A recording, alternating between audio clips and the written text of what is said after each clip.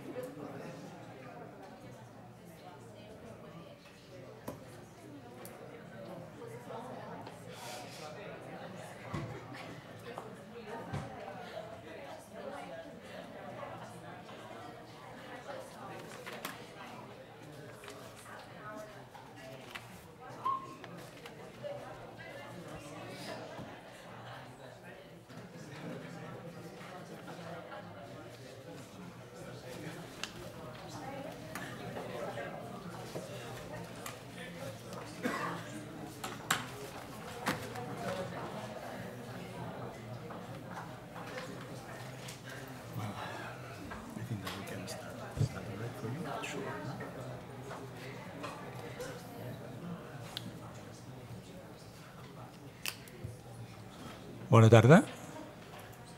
Bona tarda, sí. Començarem. Benvinguts. Abans de començar, volia llegir un breu text que m'he preparat. Com a director del Màster en Periodisme Internacional de la Facultat de Comunicació i Relacions Internacionals Blanquerna de la Ramon Llull, vull dir que considero personalment que avui no és un dia normal a Catalunya. És un dia que la societat està mobilitzada davant un judici a uns presos polítics acusats d'uns delictes que gran part de la nostra societat no acaba de comprendre. La sessió d'avui estava programada des de fa més de mig any, de fet amb una altra convidada, la professora Madawi al-Rashid, però per motius professionals va haver de renunciar fa unes setmanes i volem agrair al professor Toby Matthiesen que acceptés assistir. I també estava programada amb una altra presentadora, la professora Montserrat Arbós, però tampoc hi és avui. Per motius tècnics i logístics, creiem que fàcilment comprensibles, era molt difícil la sessió d'avui canviar-la de dia o reprogramar-la. Per tant, entenem que així com l'administració estableix el concepte dels serveis mínims en alguns aspectes bàsics de la societat, aquesta sessió d'avui de l'Aula Mediterrània podem entendre-la també com una sessió de serveis mínims per mantenir-la i així tenir el plaer i el privilegi d'escoltar un professor com Toby Matthiesen i poder aprofitar els seus coneixements en l'Aràbia Saudita, que és el tema que ens ocupa avui. En cap moment volem transmetre, jo com a director del màster, vull transmetre una sensació de normalitat en un dia com avui. As a director of the Master's Degree in International Journalism at Blanquerna School of Communication and International Relations, I'd like just to say that today, for me, is not a normal day in Catalonia.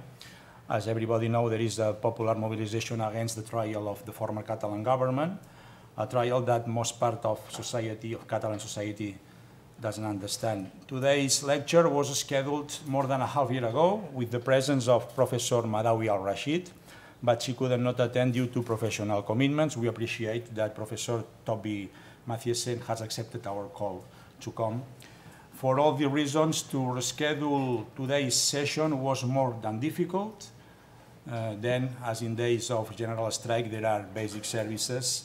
In today's case, the direction of the Master's Degree in International Journalism maintains this session as a kind of basic service in order to be able to enjoy the pleasure of listening such an expert as Professor Toby Matthiesen. Okay, this said, I want to thank the Institut Europeu de la Mediterrània the opportunity to participate in the Aula Mediterrània, as we have done the last 3 years. Professor Matthiesen is senior researcher in the Middle East Center of St. Anthony's College at the University of Oxford. His research interests include the modern history of the Gulf states, the relations between Sunni and Shia communities, and the legacies of the Cold War in the Middle East.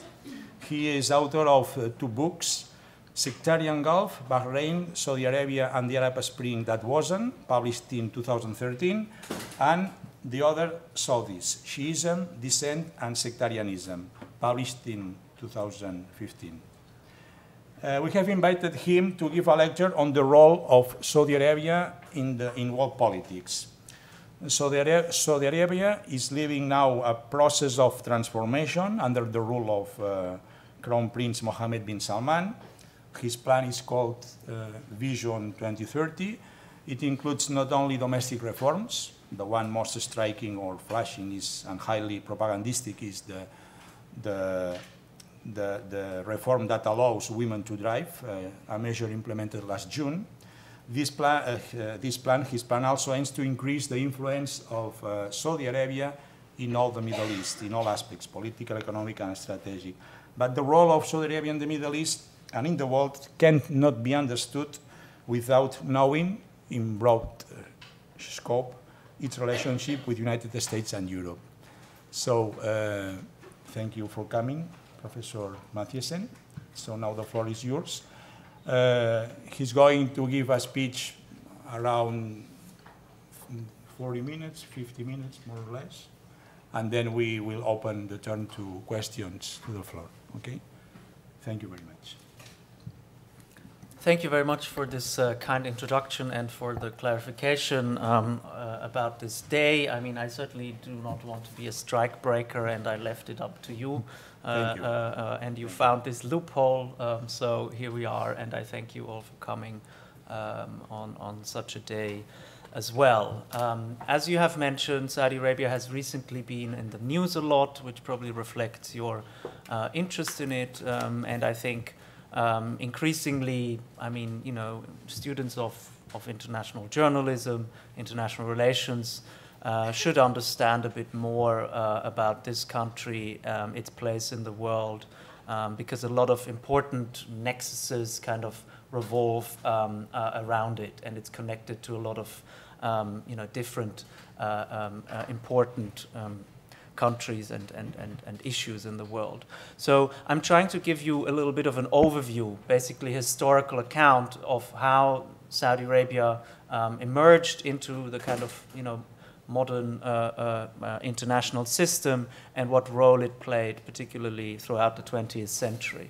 Now, let's start at the beginning in some ways, at the beginning of the Saudi polity. As most of you will probably know, in the middle of the 18th century, an alliance was struck between what was then a local ruling family in the center of the Arabian Peninsula, the Al Saud, and a religious scholar who had just started a new religious movement that sought to purify the practices of Muslims and to kind of standardize them and impose a certain newfound rigidity on them. And this scholar was called Muhammad ibn Abdul Wahhab, and by combining forces, this new movement was going to have political and military muscle, which came from the Al Saud, and coherent, fairly coherent ideology, which came from Muhammad ibn Abdul Wahhab and eventually his descendants, who are still prominent scholars today. Now, why is this important? It is important because it was only through this combination of, you know, politics and ideas that the Al Saud family could distinguish itself from other families, other ruling families in Central Arabia, and eventually managed to conquer most of the Arabian Peninsula and established a country that became Saudi Arabia, and therefore it is there that we have to start. Initially, the movement, this new movement, started to try to conquer different parts of the region, went all the way to Iraq, to the eastern Arabian province, and we have a map here. It's not very detailed, but you know, we're talking about the central region of Saudi Arabia at the moment. And during those raids, the new kind of movement came into contact and conflict, particularly with the Ottoman Empire. The Ottoman Empire at the time was controlling the kind of corners, the eastern province and the Hijaz, as well as Iraq.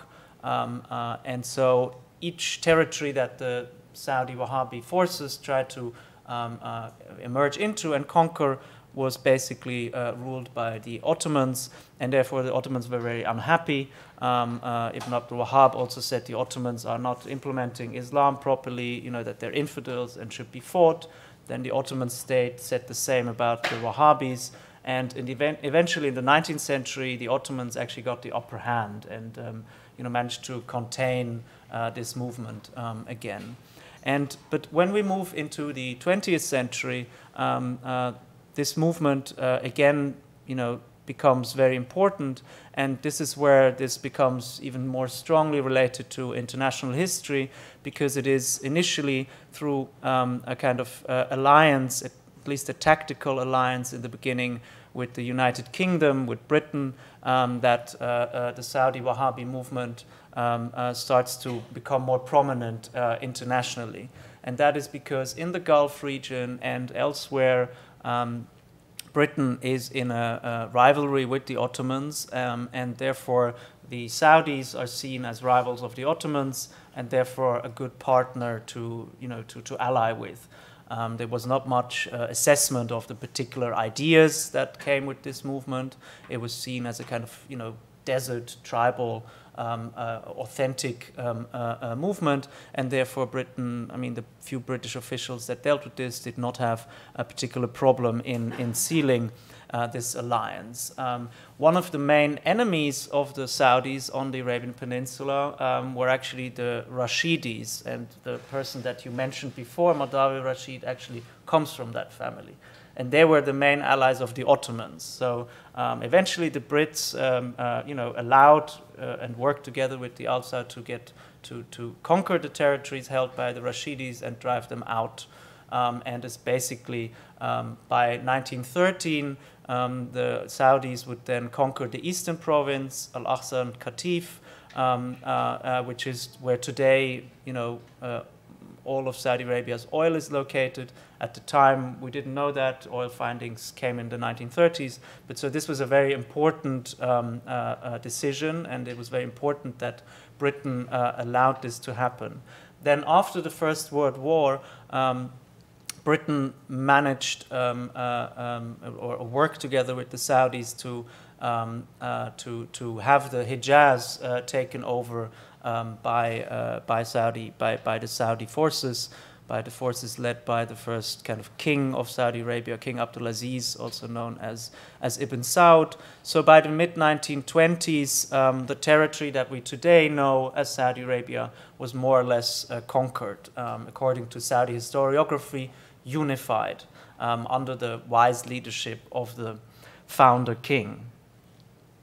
Why am I mentioning this? Because we see from the beginning state formation was incredibly related to international relations, and there is a tendency in the historiography of Saudi Arabia from within the country and also in some of the less sophisticated scholarship to focus on particular leaders and how amazing they were and create narratives which are basically ignoring international history.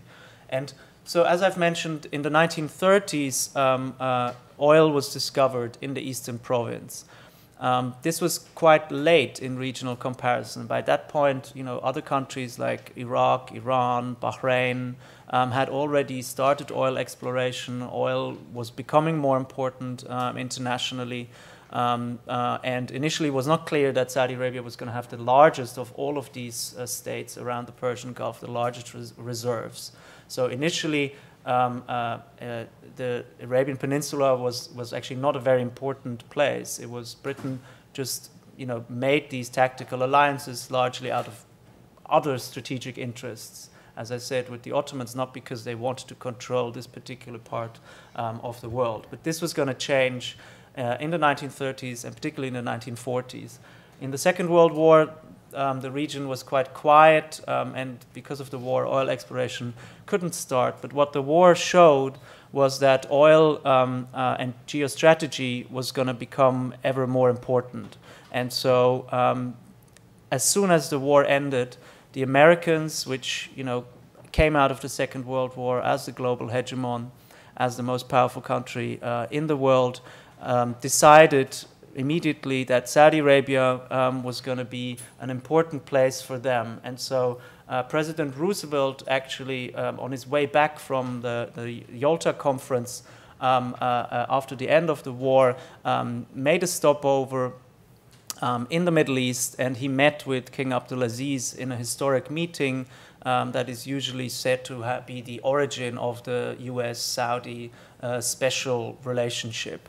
They met on a US warship and seemed to get along very well, and this meeting is until today invoked by both sides, in diplomatic visits and so on and so forth. And so in the next few years, the American oil companies, together with the State Department and other government agencies, would set up Aramco, the oil company of Saudi Arabia. Initially, it was wholly owned by the American oil companies, by the consortium of big oil companies, and it became the largest overseas asset of the United States, the largest asset owned by private companies, private American companies outside of the United States, which tells you something about how really important this was. And in about 10 years, the Eastern Province was totally transformed from a backwater into a place where tens of thousands of workers started to converge. Many thousands of foreigners, oil workers, but also technical experts and so on, moved there. New cities were set up. This partly also led to the development of a labor movement, a kind of Arab nationalist, leftist-inspired labor movement, and to a number of strikes in the 1950s. But these strikes were repressed quite quickly. People were expelled and replaced with others.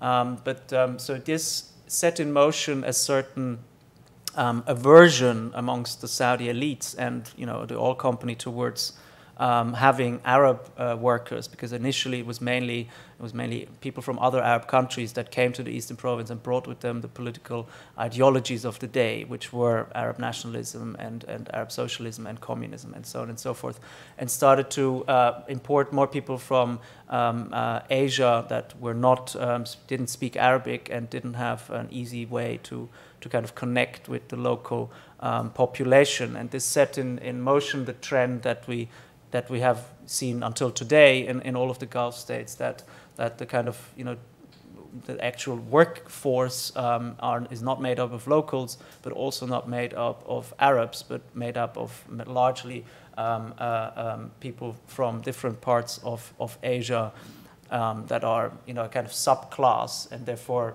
any class analysis of these countries is in some ways difficult, or has to be done in a different way from other countries. So this is all fine throughout the 60s. The state institutions get formed more, and it is really. But where this really gets transformed, where Saudi Arabia starts to become ever more important, is after 1973. 73, as you will remember, is the time of the oil embargo that sends prices rising, and they will not go back down to what they were before. And it is after the 1973 oil embargo and the massive increase of oil revenue that the Saudi state starts to get much more revenue. I mean, at that point, the oil company is still owned by the American oil majors, but the share of what the Saudis are getting is getting higher, and in general, the overall revenues are becoming much higher.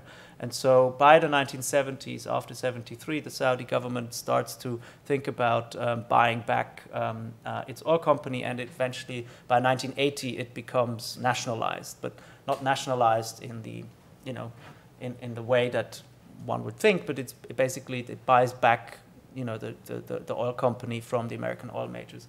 Why am I mean, this is an incredibly important development in general, but I'm also mentioning it because one of the main economic vision policies that were floated in the last 2 years was basically reprivatizing the oil company as a way to pay for new economic transformations. And so I think in that debate, it's quite important to have that backstory of of Aramco, and to be aware of it, and also to be aware of the absurdity of the notion that a company that was initially American, then bought back, then should be now sold again.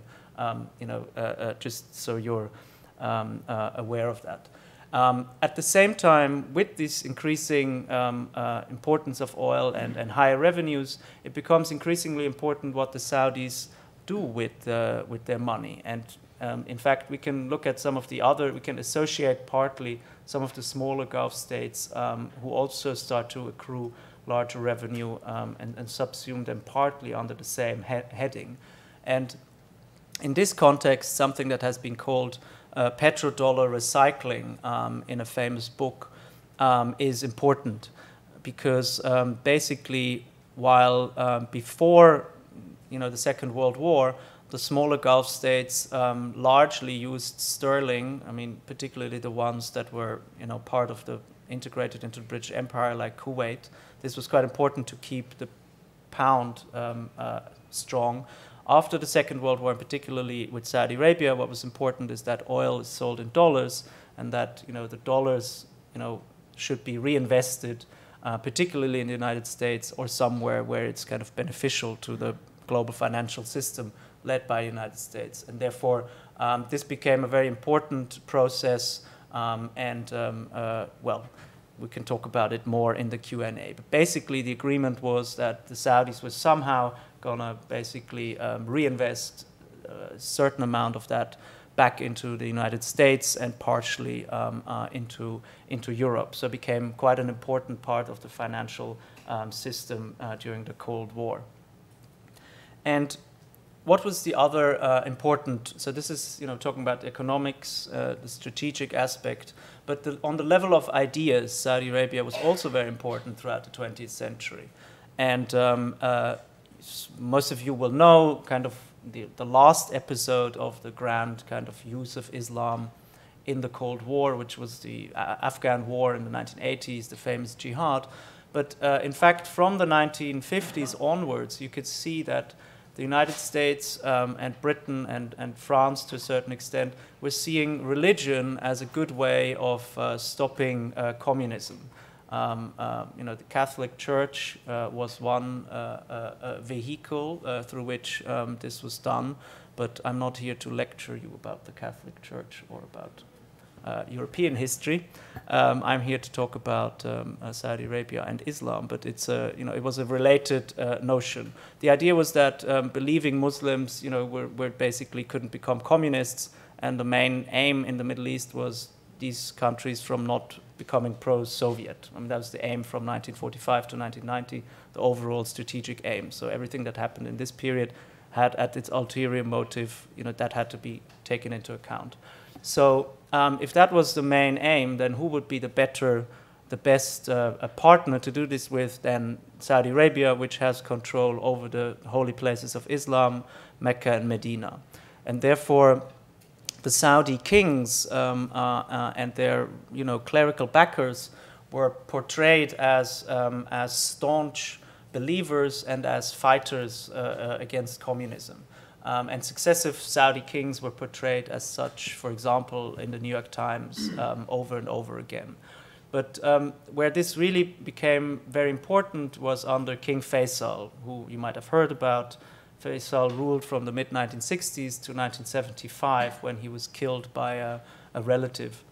And it was really under him that Islam became this, the kind of big international Islamic organizations were founded in Saudi Arabia, the Muslim World League, for example, and he extensively toured across Asia and across Africa, promoting, in a sense, a kind of notion of Islam as a force in global politics. And he was, in the Western press, built up as this great visionary and so on and so forth. And he was a great, basically, he just hated communism. He had this grand vision about how he wanted to put all the resources of his country at the disposal to defeat communism, and saw it as an ungodly ideology that was really the arch enemy of Islam. And so that notion became quite important and became propagated through various means, print publications, the media, through sermons across the Islamic world throughout the 1960s, 70s, and then particularly in the 80s. So 1979 is a very important year here. We're currently living 40 years since 1979, so you will have seen all these articles about 1979. Some are better than others, some make more obvious points than others. But 1979 was a very important year. Not that I was alive then, I hope you see that. But some of us were, and some of us have obviously read about it. 1979 was very important because at this juncture, some of these different things that I've been talking about somehow came together. And I think there were four very important events, coming out from the story that we've just spoken about. The Soviet invasion of Afghanistan. First of all, in Afghanistan, taking over a coup which brought the Communist Party to power, and then that invited in the Soviet troops. And in reaction to that, panic in Washington and amongst neighboring countries about what to do about it, and therefore the start of support to the Mujahideen, which throughout the 1980s were termed the freedom fighters. They were invited to the Oval Office. Just a couple of funny footnotes about the history between Islam and international relations. Out of whom the Taliban would emerge. The Taliban against which the war in Afghanistan was fought since 2011, 2012, since 2001, 2002, and which now, in the new peace negotiations that have started, are supposed to keep the country from going to the radicals, and the radicals this time being ISIS. So the Taliban, against which initially were the allies of the United States and the Saudis in the 80s, then became the bad guys. But after now 17 years of war, now there are even worse people. So the Taliban will probably eventually be put in charge, and somehow are going to be there to make sure that at least ISIS is not going to take over Afghanistan. Anyway, that's a footnote. We should be talking about 1979. The other important development was obviously the revolution in Iran, which changed so many things in the region. It affected the regional balance of power. It affected the global balance of power. In fact, throughout the 1970s, Iran was the more important country in American grand strategy than Saudi Arabia. Saudi Arabia was important because of the oil and because of on the level of ideas, but Iran was a much larger country with a larger population, and Iran was built up throughout the Cold War as a kind of great example of a third world modernizing country under an autocrat, but a wise leader that was enlightening his society, building up a huge military and security apparatus so that his regime would be safe, and was a recipient of vast amounts of US aid. And this regime collapsed. It totally upended American strategy, not only in the Middle East, but also in Central Asia and Southeast Asia and other parts. Iran was so important to keep communism at bay in very many regions. So it's really after 1979 that what was previously called a twin pillar policy of the United States towards the Gulf region, which rested on the twin pillars of Iran and Saudi Arabia, now became an only single pillar policy. So it now was only going to rest on Saudi Arabia, and everything was going to be done that Iran's revolution could not be exported further. This was a massive shift, and in some ways we're still at that, living with the consequences of this today. I mean, that's still the policy now, particularly under the Trump administration. This increased Saudi Arabia's role tremendously, and obviously the jihad in Afghanistan intensified these processes too, because the Saudis had an agreement with the Americans that they were going to match every dollar the Americans were going to spend in Afghanistan by a Saudi petrodollar. And so this was incredibly important for the relationship between the two countries. Then there was an uprising in the Saudi eastern province, which was home to a large Shia community, which had been repressed by the Saudis because basically the Wahhabis consider Shia non-Muslims, and therefore there was always this tension since the state had conquered the eastern province.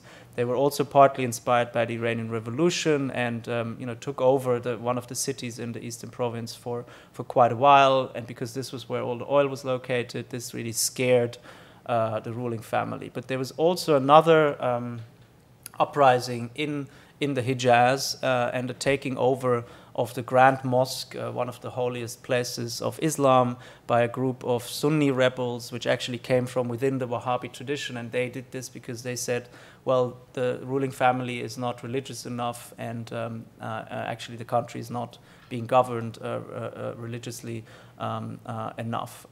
So loads of things which somehow seem disconnected, but they ensured that in 1979 the Saudi ruling family was very scared because first of all, communism was somehow on the march. The Soviet Union had just moved much closer to the Gulf in Afghanistan. The revolution in Iran was a Shia-led revolution, a Shia cleric. That was kind of the worst thing, together with communism, this was like the worst thing that a Saudi ruler could imagine. And there was all these problems in the country, and so in reaction to that, really a massive campaign of Islamization was, carried out, both at home and abroad. And so a lot of the developments that I described before, which were already there, intensified dramatically throughout the 1980s. And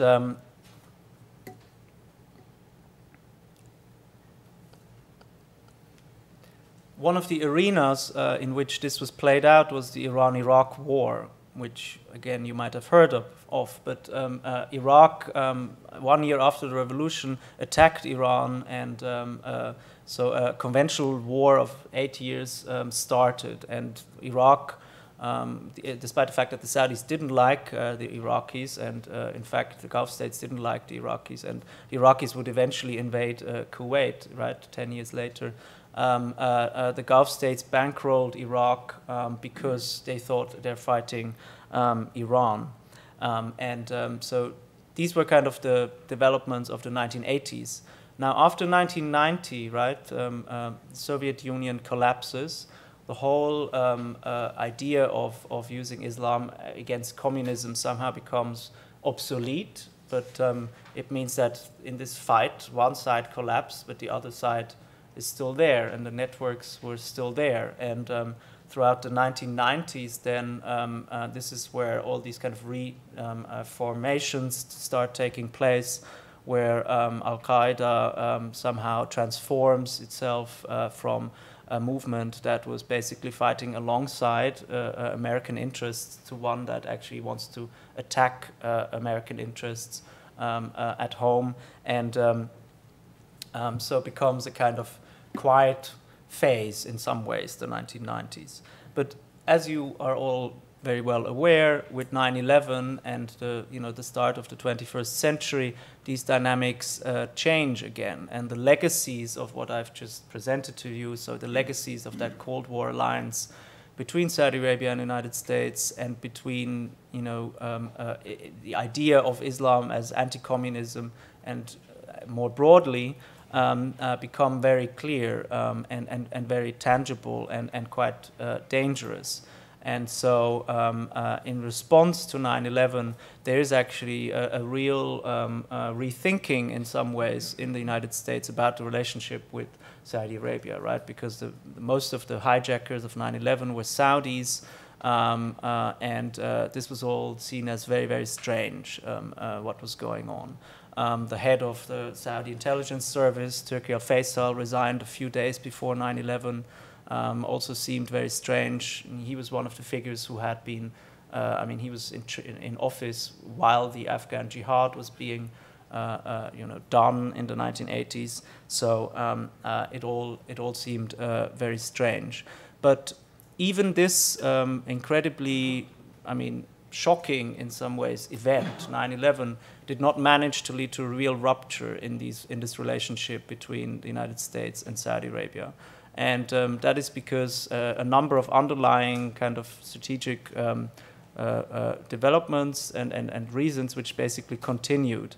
And then the added factor that, well, after an initial period of confusion and conflict, the Saudis basically said again, well, okay, a lot of the radicalized are Saudis, and this is partly ideas which came from us, but now that's why we're actually also the key to solving this problem again. So if you want to de-radicalize them, or if you want to know who they are, then you better work with us.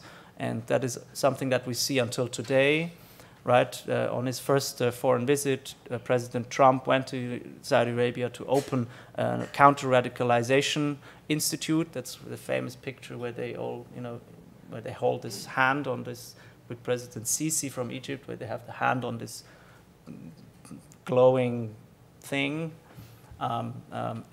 So in some ways, Saudi Arabia managed to transform itself into both, well, I suppose the source of the problem and the solution. And in some ways, this is still the case today. The Saudis did not like the American military interventions, however. The Saudis opposed the invasion of Iraq in 2003 for many different reasons.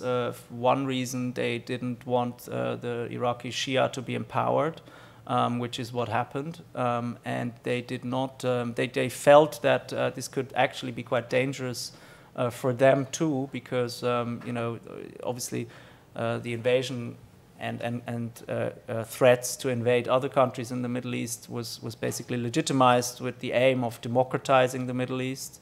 And the Saudi political system was obviously not very democratic, so they were against this. This again led to some tensions, but basically relationships managed to continue fairly smoothly after that. That is until we get to the presidency of Barack Obama, who, if you look at what Obama did on paper, actually he did not really cut the relationship with Saudi Arabia. Under Obama, more arms was sold to Saudi Arabia than under any of his predecessors, and most of the other kind of underlying strategic relationships continued. The Saudis were just angry that he started to include a bit more a language of political, you know, reform, and he wasn't going to be totally uncritical of the Saudis or of other dictatorships in the region. I mean, we should remember that this was also the period of the Arab Spring, obviously. So in some ways, this was perhaps bound to happen. He also, but he also, for example, allowed the Saudis to crack down on whatever manifestations of the Arab Spring developed in Saudi Arabia or in the neighborhood, for example, in Bahrain, and so on and so forth. So the Saudis were very upset with President Obama by the end of his tenure, but I sometimes think this was a bit overblown, and was partly a kind of a reaction to being treated so uncritically for many decades. So I'm going to conclude with a couple of remarks on the last few years of the relationship, which is, I suppose, what you're all mainly interested in.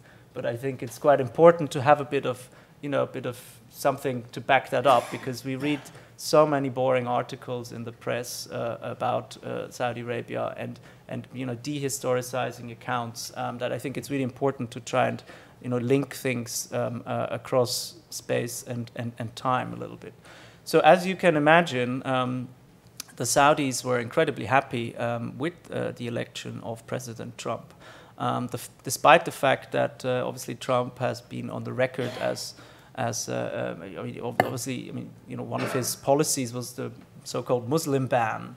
But importantly, the ban doesn't include Saudi Arabia, but he's obviously on the record for all kinds of, has said all kinds of, anti-Muslim, has made all kinds of anti-Muslim statements and denigrating statements about Arabs and loads of other people.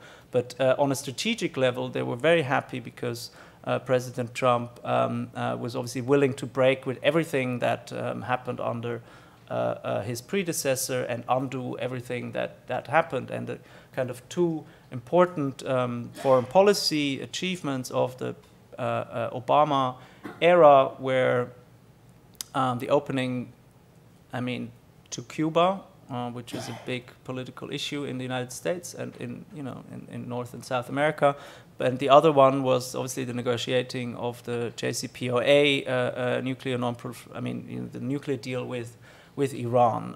Much of Obama's presidency was much foreign policy energy was spent on that. A third track was negotiations between the Palestinians and the Israelis. John Kerry spent a lot of time on that, but did not obviously manage to succeed. But this was a kind of third very big angle of American foreign policy. But the main achievement was the deal with Iran, which probably prevented a war with Iran or a significant attack on Iran by either the United States or some of its allies. in the region. And I mean, I think we should not forget what kind of a diplomatic achievement this was, given that obviously since the revolution, the US and Iran until today do not even have diplomatic relations or representation. So to negotiate such an agreement under these circumstances was really quite remarkable, and amidst the opposition of many of the regional actors, but particularly Saudi Arabia. Saudi Arabia was very, very unhappy with the Iran nuclear deal and the fact that not necessarily with the terms of it, because if you look at the terms, obviously the deal should prevent Iran from developing nuclear weapons until the expiry of the deal, and then it would be negotiated again. So in some ways it should make the Saudis feel safer, and they continue to be under the American kind of nuclear umbrella, security umbrella, and continue to have reassurances from President Obama about that the United States will protect them in case of an external attack. What Obama was not willing to say was that if the people of Saudi Arabia rise up, we will not support your regime against the people, and he said this on the record.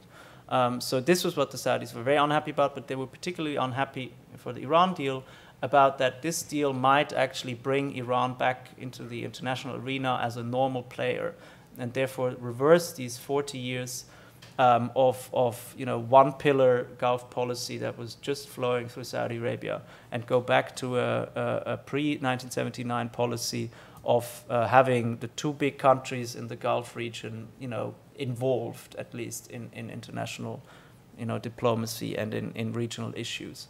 So when President Trump was willing to undo the JCPOA, and eventually also did withdraw from the JCPOA, the Saudis were incredibly happy. In addition, the fact that Trump's first foreign visit was to Saudi Arabia was an honor that that even under previous presidents would be unthinkable. I mean, largely also for domestic reasons. I suppose no other American president would have gotten the idea of doing his first foreign trip to the Middle East. But Trump did, and in the first year or so, it actually looked like it was working quite well. Trump's foreign policy of making deals abroad and coming back as a deal maker seemed to kind of work in Saudi Arabia. He managed to get a lot of announcements of new military hardware being sold and other contracts and massive investments and so on. So it seemed to be going, it was one of the few relationships that also from the American perspective was going quite well. And that obviously explains why until today the Trump administration has not significantly moved against MBS or against Saudi Arabia after, particularly the killing of Jamal Khashoggi. It's because one, the long-standing relationship, but also two, the close personal relationship between the new leadership in Saudi Arabia and the new leadership in the United States. And here is where Jared Kushner plays a crucial role, right? President Trump's son-in-law and delegate for the Middle East, who is trying to negotiate a Middle East peace deal and hopes that the Saudis and the Emiratis will somehow bring the Arabs, in behind that peace agreement. And he personally has a close relationship with Mohammed bin Salman, and the Americans probably played a role also in the succession in Saudi Arabia. So there was another crown prince, Mohammed bin Nayef, which had more experience, and certainly he wasn't a Democrat or wasn't a human rights activist. He was their anti-terror person, but he was seen as a more senior and internationally more accepted person. But Jared Kushner and President Trump, took sides in this succession struggle in Saudi Arabia and backed MBS, and therefore they're sticking to their bet until today. And this, I think, so one, the historic relationship, yes, but why these personal relationships are continuing is because they're very important for both sides, right? President Trump has a lot of trouble with foreign policy, and he wants to be the deal maker, and the Saudi angle was one of the few that seemed to work quite well. Now, as you all know, in the last few months, this has all been shaken a little bit. Another reason why the relationships are a bit in trouble is obviously the Yemen War, which we have now not mentioned yet, but we can talk about in the Q&A. In the Yemen War, however, the Americans are also playing a very important role. It was supposed to be a kind of test case for a kind of outsourcing of Middle East security to allied countries. In the sense, the Americans do not want to fight loads of wars there again, but occasionally there are movements or countries that they don't like, and so they thought that local allies can take up the fight. Now, this really didn't work very well in Yemen. The war is now in its 4th year, and it has led to a massive humanitarian catastrophe, and it's not clear how it will be solved, despite there seems to be now more international appetite to solve it. So I think I will slowly wrap up since I reached the present, and then we can open up for Q&A. So let me just say that I think it's really important to look at these relationships, international relationships, historically, and look at them across. Not just focus on one particular relationship at a time. And I think for a country like Saudi Arabia, we have way too reporting that just focuses, on one prince or on, personality or on Islam or only on oil or, which says, well, they just have all this money and so on and so forth. And look at really the connections that exist between countries, and also how such countries actually can have an influence in Europe and in the United States, and how things are very interconnected, particularly at the elite level. And so without talking very much more, I think I'm going to end and open up to questions. Okay. Thank you very much for this interesting and wide vision of the history of Saudi Arabia and its relation with United States and the Middle East countries. So now will be the time for questions from the audience. Who starts? One by one. Maybe we take three at a time. Three at a time, okay. So one there, please. People could introduce themselves. Can I just start? Or Yes. Can you? Oh, how fancy. We normally don't have that at my university, so that's great. Hello. My name is Tia. I'm coming from IB, University here in Barcelona. Thank you for a very interesting talk so far. My first question, I will start with just one, is how to deal with Saudi Arabia in the present time. Now that we see that everything is so interconnected, I agree with you.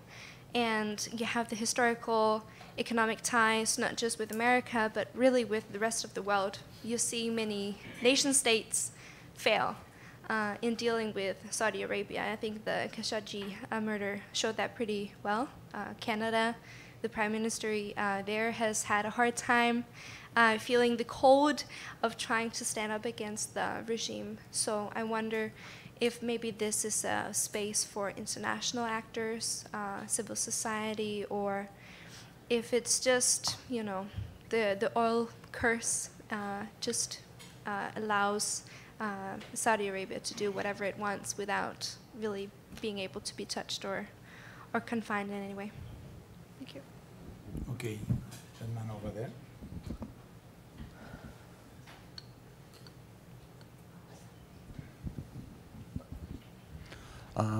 Thank you. Since I'm from the States, actually, it's all very interesting. But the thing is, since we're here, I was wondering how we could relate this a little bit more to, and especially since we're here in the Mediterranean, a little more to European countries' policies. I think now that sort of there seems to be some kind of problems between the United States and Europe. I mean, here we see every few months the King of Spain in humongous photos in the newspapers in Riyadh settling, I believe it was tanks or, I don't know, ships. And Theresa May, I believe, was recently, a few months ago in in Riyadh and made sure that large photos of themselves there came out in the papers. So I'm wondering, how does this all at the moment relate to, I guess, trilateral kind of relations between European countries and Saudi Arabia? Mm-hmm. Over there.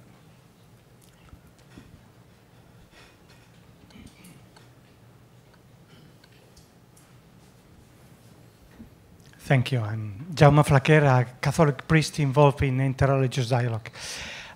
Could you say something about the relationship with Qatar, and also why Qatar is supporting the brotherhoods, Muslim Brotherhoods?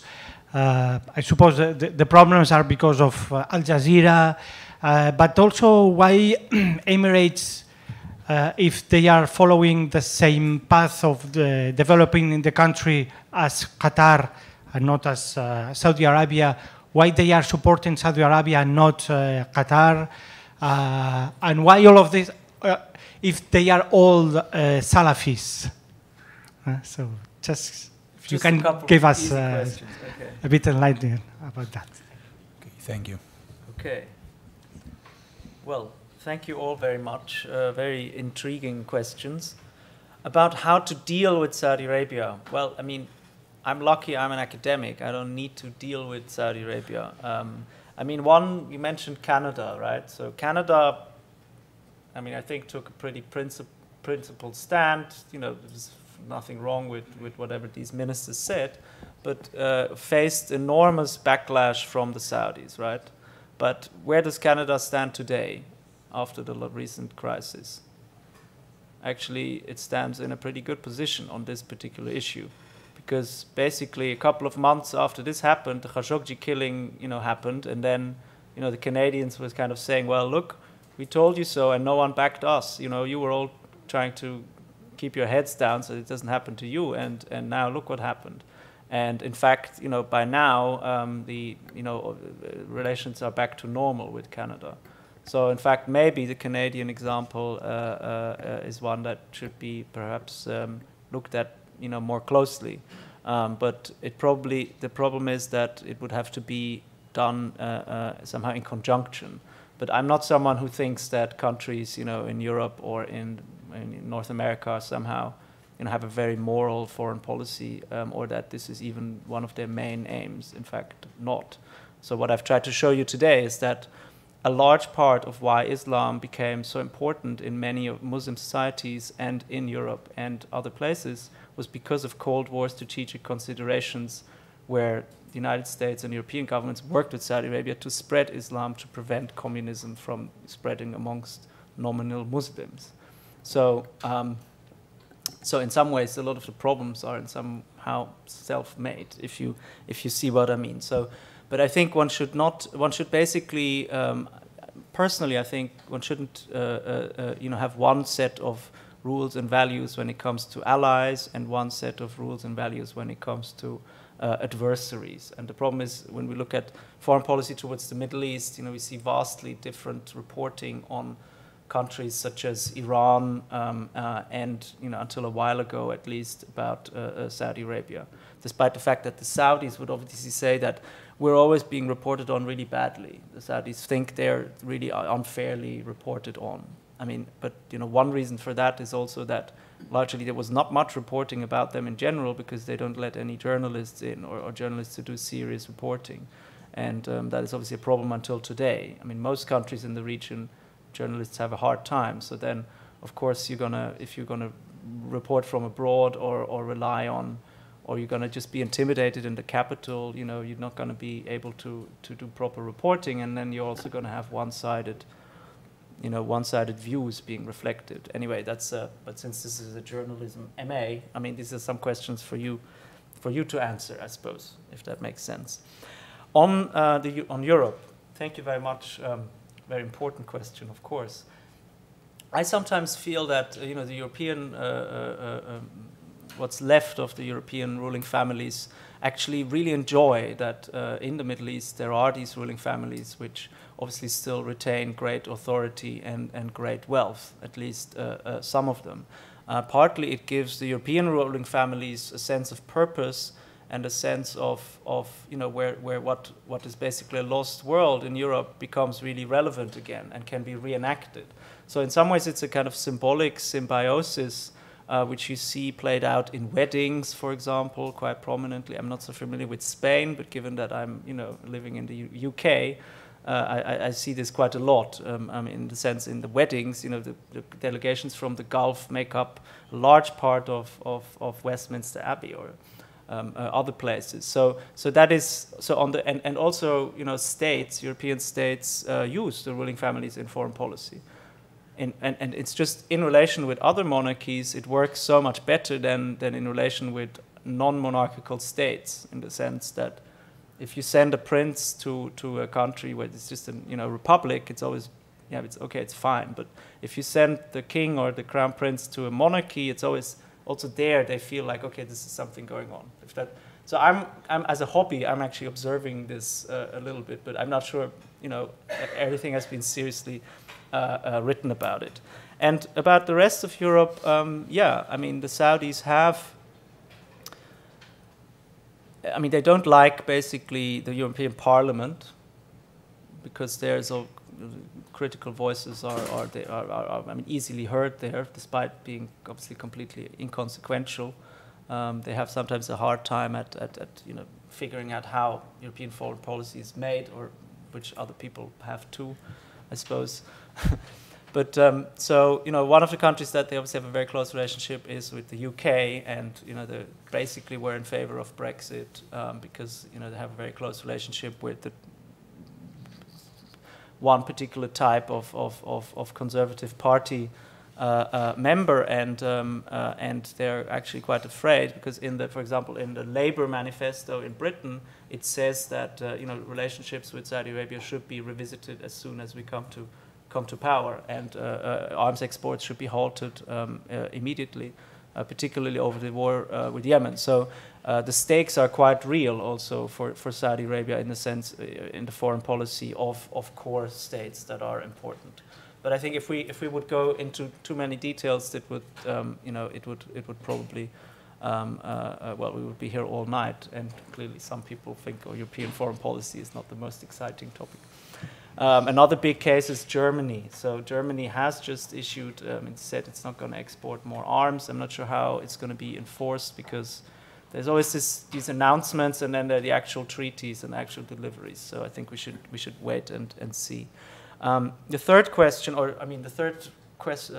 question asker, which asked me actually 4 questions. I will try to answer them. Your questions are related, but they're quite difficult, and they somehow need to be disentangled too. So you asked me about what's going on with Qatar. So, on a certain level, basically, the countries around Qatar just don't like that Qatar, being a very small country, is doing its own thing. And because it has the largest per capita income, it has a very small population, very small country, and has vast gas resources, not oil. It has the money to do more or less whatever it wants. And even now that it's under a blockade, it can survive this blockade for years, if not decades, and just import everything. They're going to be fine on some level, like as in survival. So the Saudis do not like that the Qataris do something different, whatever it now is. But specifically, of course, you mentioned the Muslim Brotherhood. So it is true that Qatar established a relationship with the Muslim Brotherhood a while ago. But what is important to remember is that, and I haven't mentioned it in the talk, because things were probably already quite complicated, is that a lot of this spreading of Islam in the Cold War actually functioned through the Muslim Brotherhood. And in fact, the Muslim Brotherhood was initially obviously founded in Egypt, as you know, but when Nasser of Egypt fell out with the Muslim Brothers and cracked down on them, and similar processes happened in Syria, for example, many Muslim brothers fled to Saudi Arabia. Saudi Arabia became their new safe haven. The founder of the Muslim Brotherhood and the founder of Saudi Arabia, King Abdulaziz, they also had a historic meeting, as you know, the Americans and the Saudis, in which basically King Abdulaziz apparently said, you can come here, and you can live here, and you can, but don't get involved in local politics. You cannot do politics here, but you can do dawah abroad. And that was basically the deal. And in the 1990s, there was a protest movement in Saudi Arabia, and there the Muslim Brothers started for the first time to be kind of involved in local politics, and that went down really well with basically the Saudi ruling family, and they didn't forgive that.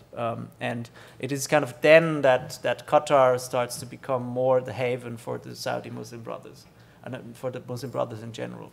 But that's why this whole notion is so disingenuous in the sense that, I mean, if you're going to make a historical analysis, Saudi Arabia has actually much more of a relationship, a more important one with the Muslim Brotherhood historically than Qatar, because Qatar was much smaller and only emerged later. And these international Islamic organizations that I had mentioned were basically set up by Muslim Brotherhood cadres who had, the international networks and had the experience. And they also set up, affiliates here in Europe, and that was at the time all done with the backing of the United States. I mean, in this broader, anti-communist push.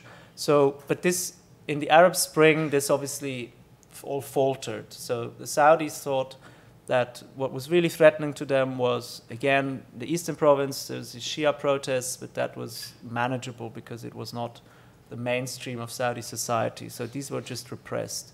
But they thought that internationally, or regionally, the movement that can really be dangerous to the Saudis are the Muslim Brothers, because they would have significant support. They would speak a kind of, they're a Sunni Islamic movement that has, a long history and has certain networks in Saudi Arabia. And, well, let's not forget, they won the elections in Egypt, the first, elections after the revolution. And mid-2012 to mid-2013, they were running Egypt, which is the largest and most important Arab country. However, also very poor. But the fact that the Muslim Brotherhood was running Egypt was very, very threatening to the Saudis, which are just across the Red Sea. And the Emiratis also, they got, they got very scared. In my view, completely overreacted to a certain amount of Muslim Brothers in the UAE also trying to organize and mobilize and so on and so forth. So that's when they started to invent this narrative that, well, the Muslim Brotherhood and Qatar, that's the whole story, and all of our history basically never existed with the Muslim Brothers. Does that answer that question somehow? But it means that this Qatar crisis, for example, is also, it's a big problem, because the Americans Trump apparently endorsed it on this first visit. He said, yeah, Qatar is a sponsor of terrorism and should be isolated. And apparently, this is all rumor, but it was rumor from the New York Times, so one can repeat it here. But a senior aide to President Trump said that at the time when he said this, he didn't know that the largest American military base in the region was actually in Qatar. And they were, carrying out all the wars from there. In some ways, it's also bizarre. We're talking about grand strategy, and then actually the person at the top doesn't really understand the grand strategy always. That's at least the reality at the moment, which is difficult for a serious analyst to somehow figure into the analysis. And are they all Salafis? Salafi means, it comes from Salaf as-Salih, so the companions of the Prophet, that you think they are very important and you want to somehow follow their example, which in some ways is actually quite it's a common thread. It's important for all Muslims. That period is important. And so the Wahhabi movement are in some ways, yes, they also call themselves Salafis. And many Muslim brothers would probably in some ways also call themselves Salafis, in the sense that they think this period is important. But the Muslim brothers would have different networks from what we now call Salafis. So there again, we're getting into a complicated discussion. Thank you. Thank you. More questions? There was one over there, no? I thought. Yes, one over there.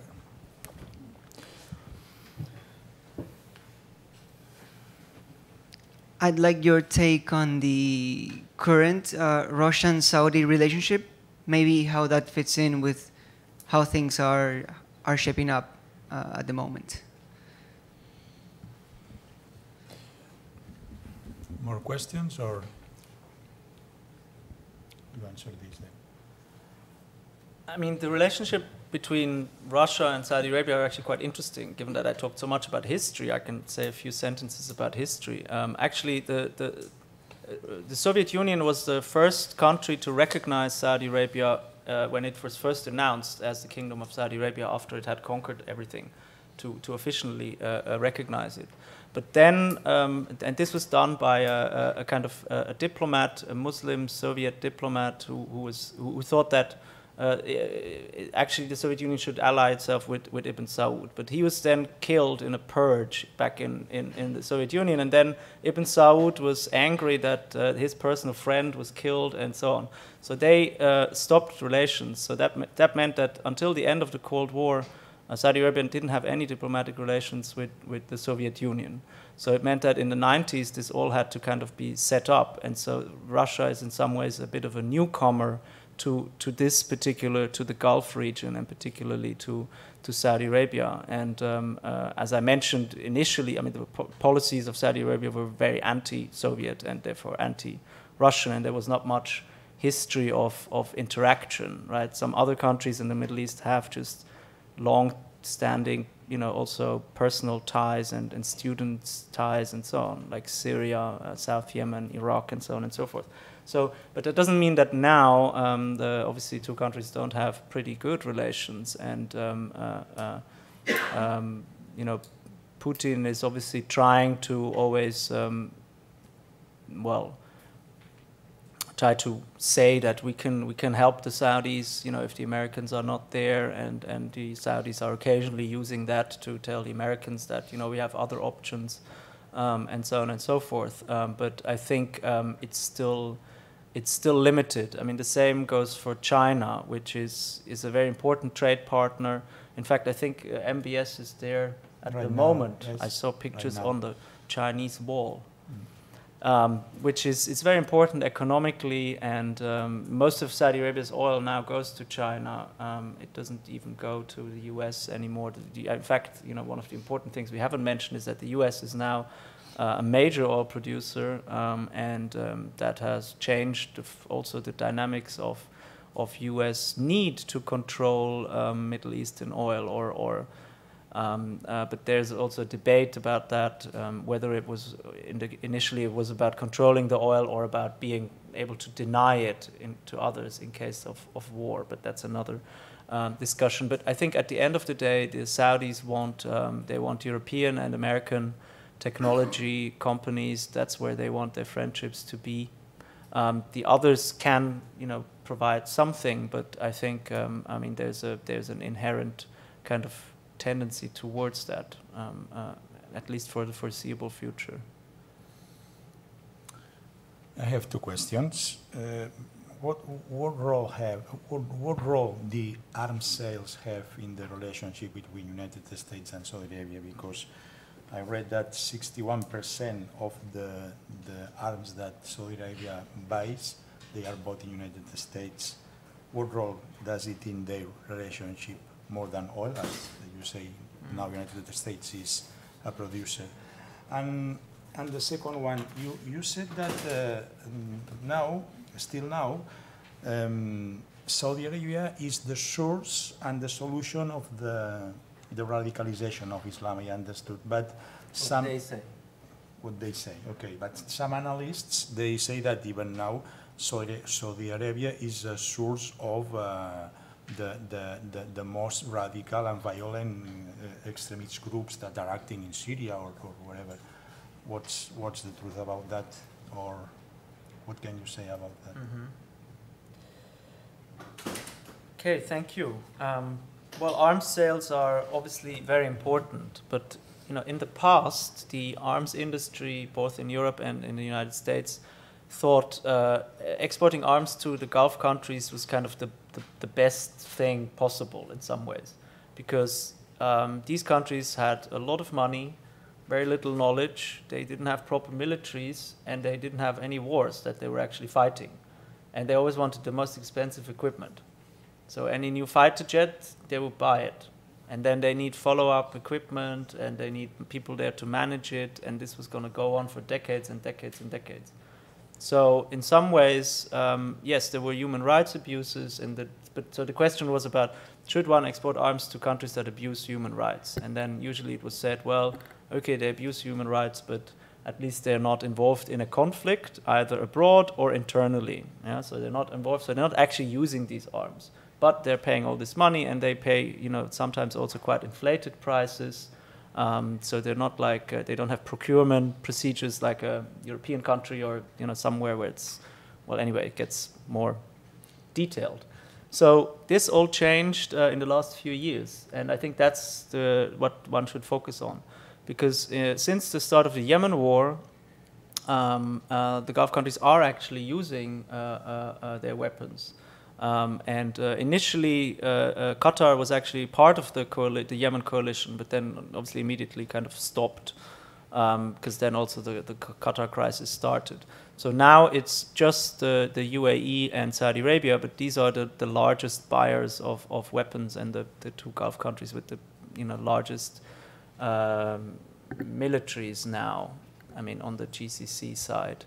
And now it's a really very different debate, and that's why it's now also the debate is being had in a more serious way, because now you have a situation where these two countries have the most advanced some of the most advanced weaponry. They have all these planes, and they are basically, for 4 years, they've had a war with, what they see a rebel movement, but a movement that controls the capital of their neighbor. And this enemy of theirs has no air force and no air defense. So for 4 years, basically, they've just been bombing whatever they want. And the Americans have done the refueling in the air. So they take the plane, they go, they bomb, then they go to the American plane, then they go and bomb again.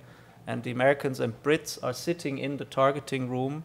And there's the legal debates whether these advisors are actually involved in choosing the target, which would make them legally, liable in case of, if they hit something they shouldn't, or if it's, or not. So obviously the countries are saying no, they're just there to give advice in general, but not, specific. So they're not legally liable. But it's actually a very, very sensitive subject, because sometimes, whole weddings have been hit, school buses of kids. So it's a very serious, and the weapons are all, they're all largely British and American, some French, and also some other, European, because some of it is obviously shared across borders, some of the production.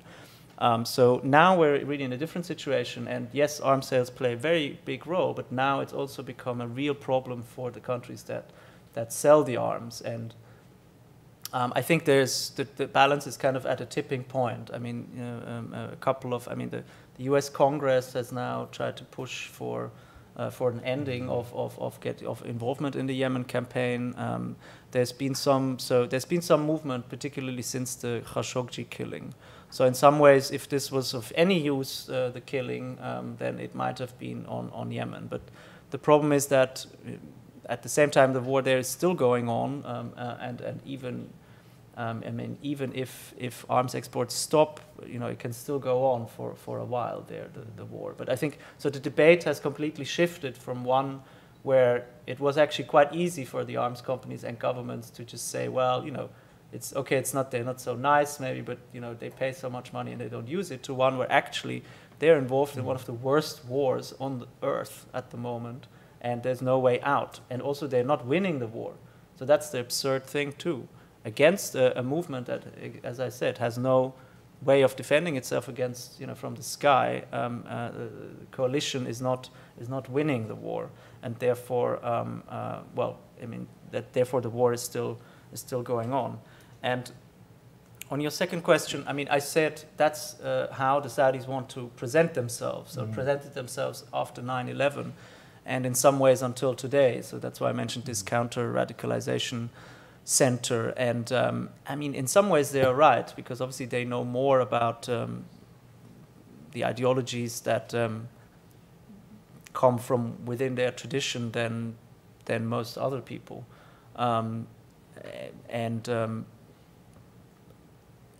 but as I've tried to outline, you know, it wasn't just at some point the Saudis decided, let's spread Wahhabi ideas or Salafism across the world. It was a Cold War process that then the Cold War ended, and this just kind of continued, the things that were put in place. And then after 9/11, there was a whole, you know, backlash against it. The Americans reacted with 2 massive military interventions, which radicalized whole new groups of people.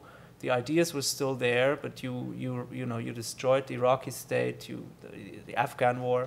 I mean, if you look at the Afghan, that's why I made this footnote. I mean, in some ways, if these negotiations with the Taliban are going to go through, the whole war was, in some ways, for nothing there. Mm-hmm. And if we think about, this lasted for so long, cost so much money, it was many people died. So in some ways, it's totally absurd. If you take a step back and start thinking about it a little bit like that. But Mohammed bin Salman keeps talking about a moderate Islam that he wants to go back to or he wants to implement. And so far, I haven't seen what that moderate Islam is. So I suppose that's the answer to your question. I would also be interested to see what it is. But because they're imprisoning the people that are real Islamic scholars and have a different vision from the Wahhabi vision. So people like, for example, Salman al-Auda, who's become quite prominent now, and they want a death sentence for him. He's probably he's kind of a senior Muslim Brotherhood figure, but he has he's endorsed the Arab Spring and so on and so forth, and was seen as a somehow quite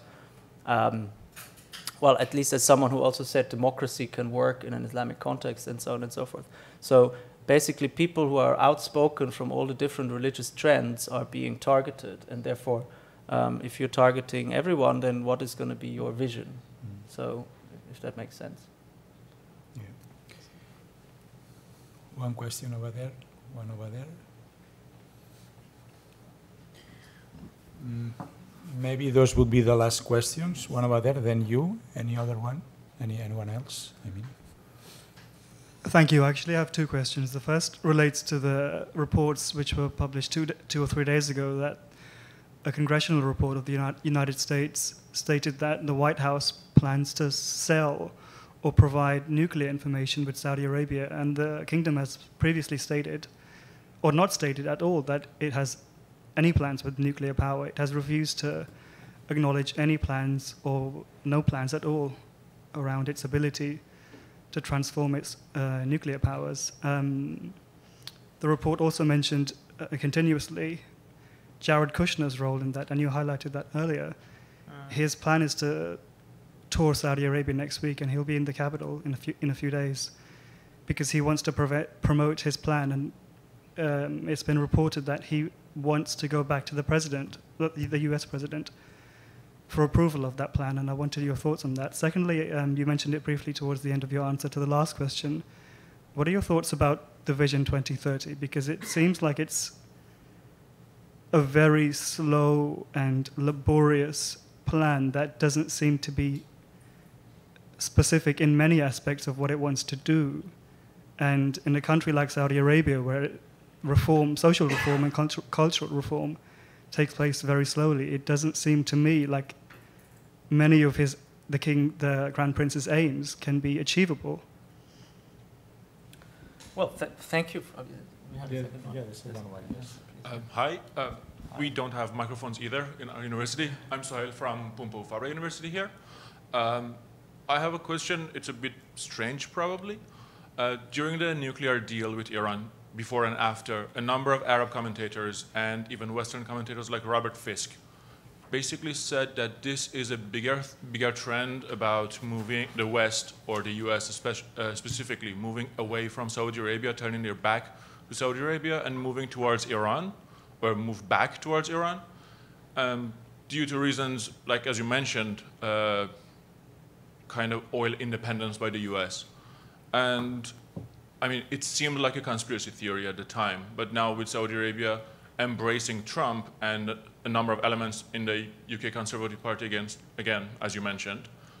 And we kind of hope and we know that they are going to lose power in a few years, Conservatives and Trump in other countries. It kind of seems like the conspiracy is becoming more real or something like that. I just want to hear your take on on this thing, like the relation between Saudi Arabia and West getting maybe a bit weaker or something. Okay. Thank you. What was your name? Sorry.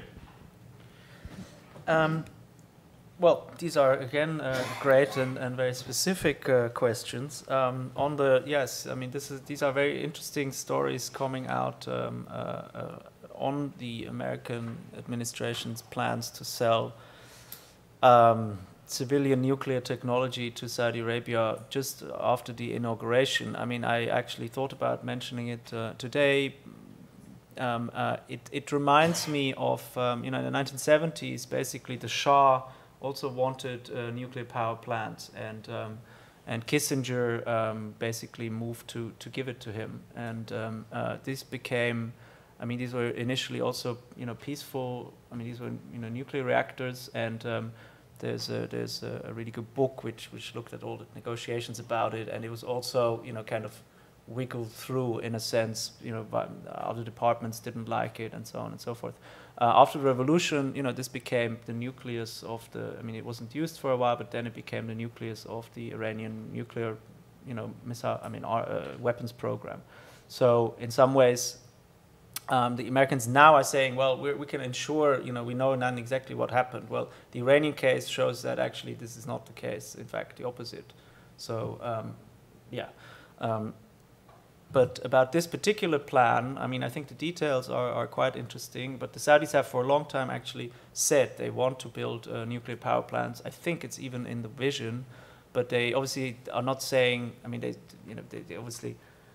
Well, actually, some senior royals have said repeatedly that if the Iranians are building a bomb, we will have one also, immediately. But in general, the Saudi position officially is, of course, no. We want to have peace. We want to have civilian nuclear technology so we can get away from oil. In fact, it's one of the ways in which Vision 2030 is going to accomplish this, moving away from oil. And but what's interesting about this particular plan is that it was that there were people in the Trump administration early on which seem to have been working partly as lobbyists or partly for the companies that were going to profit from it, and that's why it's now a big topic in the U.S. Does that answer your question? Yes. So I think it's. I'm not surprised by these reports, but what we don't know is if this is still going on, because these reports said that this was then stopped after a few months because it was seen as just not a good idea. And now after the last few months, I'm not sure if the Americans can push this through, but the Saudis can also ask others to do this, and there are certainly many countries that would be interested in building this, and that's a bit. That's where maybe Russia comes in, or France, or so on and so forth. But I think comparing it to the Iranian example is I think quite important. Vision 2030. I've kind of answered it throughout the talk in some ways. I think many key aspects of what was originally in that Vision 2030 have already been scaled back quite dramatically. So, for example, the idea was to float a couple of % of Aramco to pay for it all. That has now been called off mainly, although there are also contradicting statements, which I think that's a good idea. If I was a Saudi, I think it's strange. Given the fact that it was nationalized to then sell it again. It's also one of the companies that's running pretty well in the country, and it actually has financed the state budget for decades. So, you really have to want to be the Saudi Thatcher to somehow endorse this plan. It's not immediately logical or obvious why this would be a good idea. And the other, for example, this big economic city, NEOM, that was going to be part of the kind of the crown jewel of the whole thing is maybe not even going to be built now because there's not foreign money coming in for it. So I think, yeah, one could talk about it a long time. I think on the social issue, there are some social reforms, and if you're a young person in Riyadh who has, money, you're actually having a much better time now socially than you used to have, or you have more opportunities, and that is not insignificant. I mean, symbolically important things have happened, but what that actually means for the real politics and for the economic future of the country is not so immediately clear to me, right? So the economic problems of the country are not going to be solved with a couple of cinemas.